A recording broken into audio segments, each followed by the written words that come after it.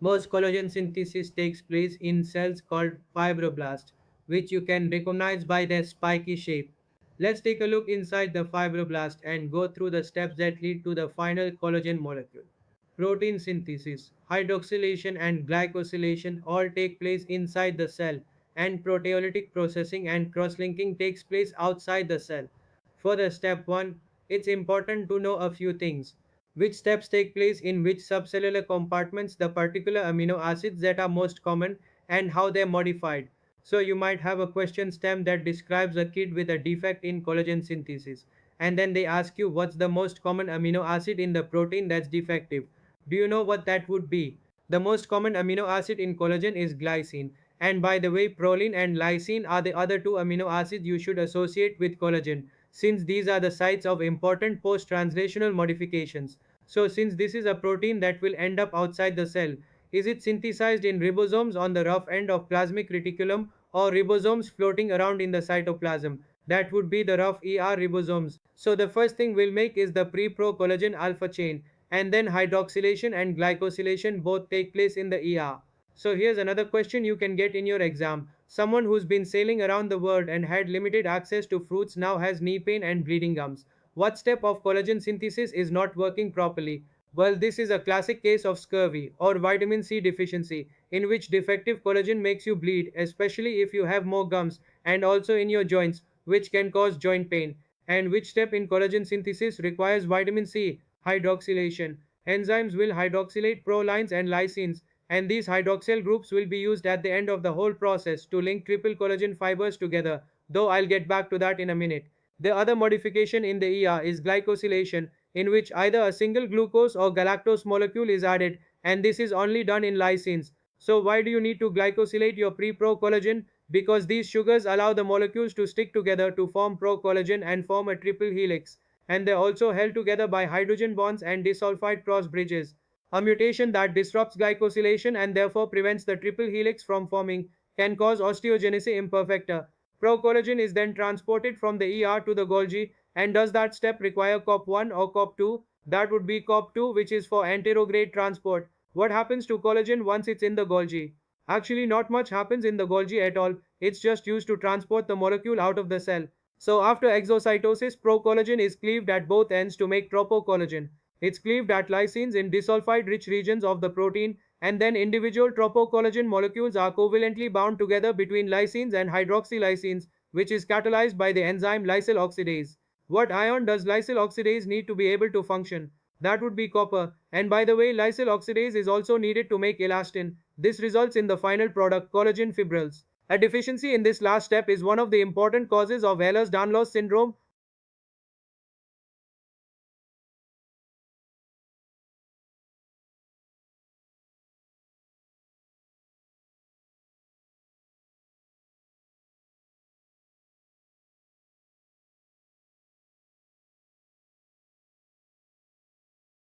Osteogenesis imperfecta is one of the most common deficiencies in collagen synthesis, occurring in about 1 in 10,000 people. Therefore, it's also the most commonly tested. This is also called brittle bone disease, since it prevents the synthesis of type 1 collagen, which is a key component of bones. Since there are several different genes involved in collagen synthesis, there are a variety of genetic defects that can result in osteogenesis imperfecta. The most common viable form is autosomal dominant. Patients with OI can present with multiple bone fractures without a history of trauma, including during birth. This is often confused with child abuse, and you may have to differentiate between the two on your exam. Patients may also have blue sclera since the connective tissue over the choroidal veins is more transparent, allowing the blue veins to be visible, which you can see in this image. Since the middle ear bones are required for hearing, patients may have hearing loss as well, since those bones don't form properly.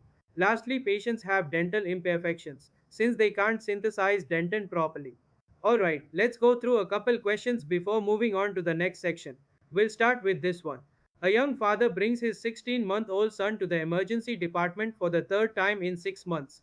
The toddler has a non-healing wound in his right knee that originated after a fall 10 days ago. According to the father, their previous clinical visits also resulted from falls in which the child incurred multiple broken bones in his wrist and tibia. Physical examination reveals blue sclera and an abnormal posture. It is noted that the child does not react to conversation. Which of the following is the underlying factor in this child's diagnosis? So go ahead and pause the video if you want some time to think about this. Okay, so what's going on here? Well, you've got a kid who is repeatedly breaking bones, which can either mean one of two things: he's being abused or his bones are easily breakable. The giveaway here is the blue sclera, which you would not see in child abuse, but you do see in a certain disease that makes you prone to breaking bones. In fact, it is the nickname brittle bone disease. So the answer here is choice D, a defect in type 1 collagen, which is osteogenesis imperfecta. Remember, type 1 collagen is the type you should associate with bones. And by the way, how does the child not responding to conversation tie into this? Well, remember, there are bones in your ears that you need to hear. So this is in reference to the hearing deficiency that comes with osteogenesis imperfecta.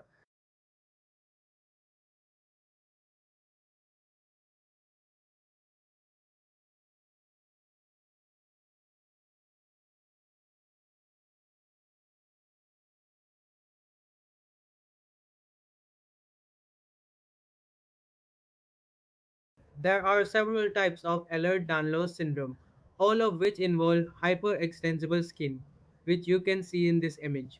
The most common type is also known for having hypermobile joints, which you can see here.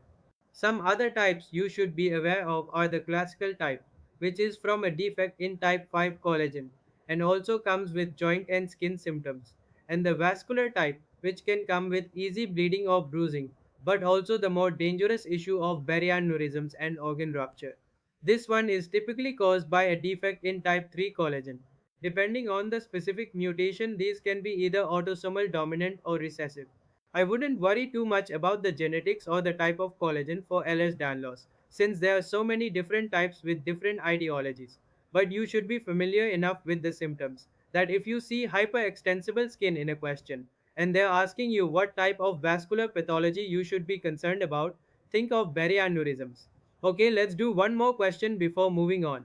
So, a 53-year-old man presents to a clinic for the first time.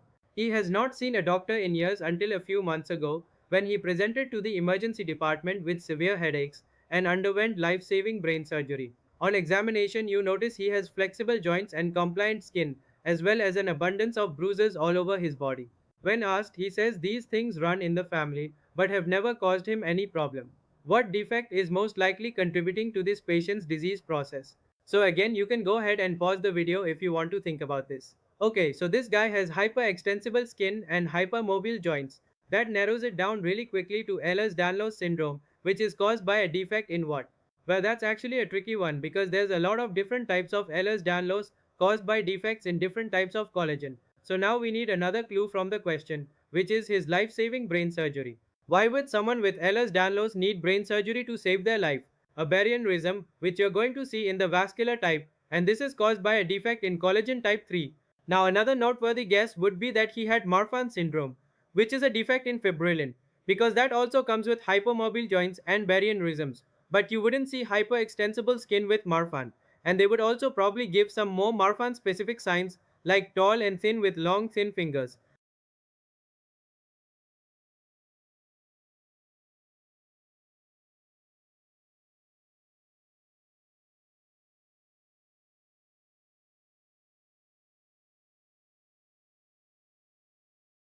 Menkes disease is caused by a defective gene called ATP7A on the X chromosome. So this is an X-linked recessive disease and it's extremely rare, only affecting about 2 or 3 people out of a million. This gene codes for an ATP dependent copper transporter which is found in most tissues including the small intestine where it helps absorb copper from the diet. So ultimately this will look kind of like copper deficiency and enzymes that require copper won't be able to work very well. So what's the enzyme in collagen synthesis that requires copper? I'll give you a hint. It's used to cross-link triple collagen triple helixes to make collagen fibrils. This would be lysyl oxidase and this is why a defect in a copper transporting protein causes collagen deficiency. The first signs and symptoms would be soon after birth and you might see seizures, weak muscle tone, growth retardation and blue sclera like in osteogenesis imperfecta. And later you'll see intellectual disability and what is often described as kinky hair, although I would describe it as kind of a sparse and fuzzy looking hair. You can actually treat this by injecting copper into the patient, although that only partially helps. Since this has an onset during infancy, it's important that you diagnose it and start treating it as soon as possible to prevent the developmental problems.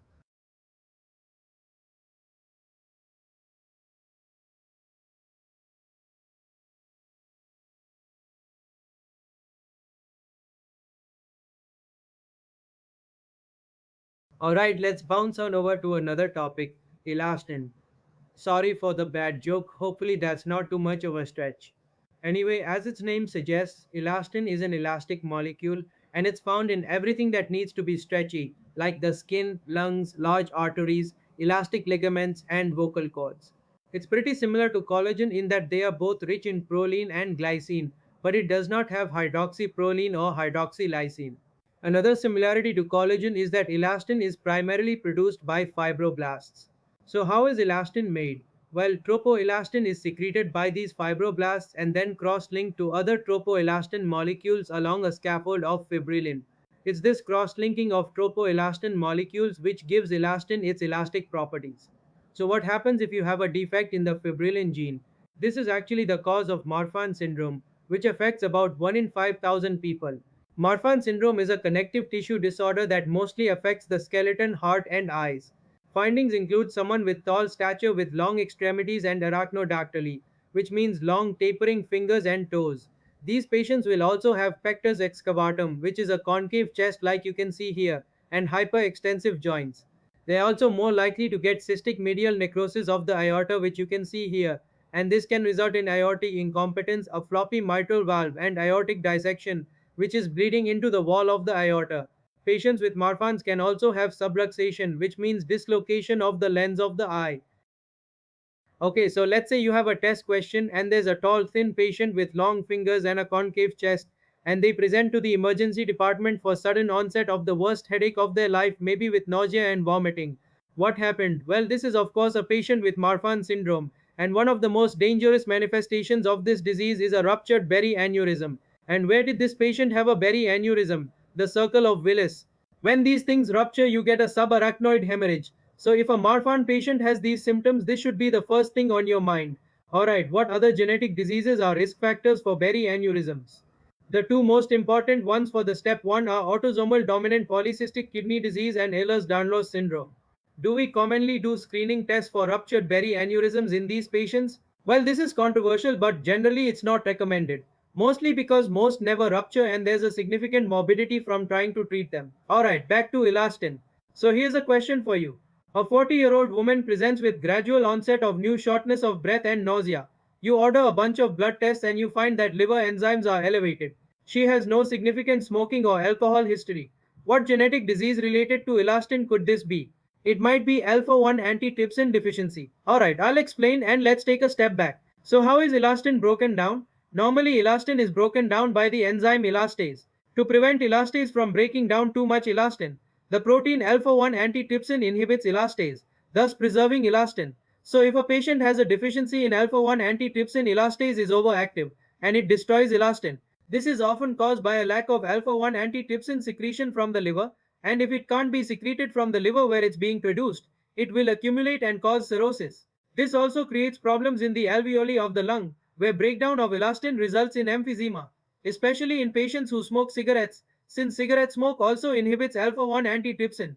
In this image, you can see normal alveoli on the right and alveoli damaged by elastase on the left side, which is what emphysema looks like.